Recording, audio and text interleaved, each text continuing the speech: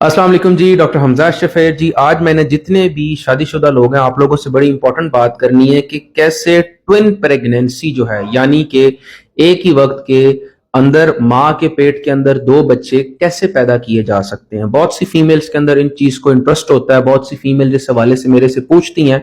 तो सबसे पहले मैं आपको समझाना चाहूंगा जी कि नॉर्मल प्रेगनेंसी कैसे होती है और ट्विन प्रेगनेंसी कैसे होती है। आपके सामने एक पिक्चर नजर आ रही होगी जिससे आपको ये नजर आ रहा है कि औरत की जात का सिस्टम ऐसे होता है कि हर माह एक साइड के अंडेदानी से एक अंडा निकलता है और जब उसको कोई जरासीम फर्टिलाइज करता है तो एक बच्चा होता है। लेकिन अगर किसी औरत की दोनों साइडों से एक माह में अंडा निकल आए, दोनों अंडेदानियों से या फिर एक ही अंडेदानी से दो अंडे निकल आए, तो ये एक नॉर्मल तरीका होता है। ये कुदरत का कमाल होता है कि उस औरत को ट्विन प्रेगनेंसी हो जाती है, यानी कि उसके पेट के अंदर दो बच्चे होते हैं एट अ टाइम। ये तो होता है कुदरती तरीका जो नॉर्मल लोगों को होता है।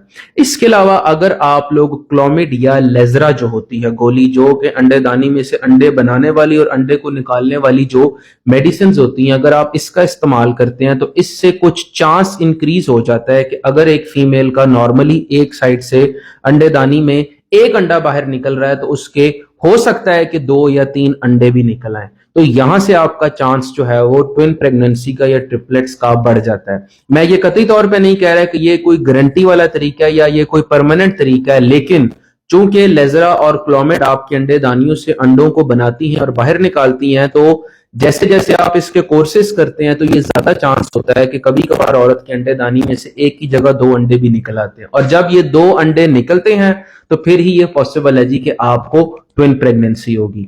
तीसरा और जो सर्टिफाइड 100% तरीका होता है वो होता है जी आईवीएफ के जरिए।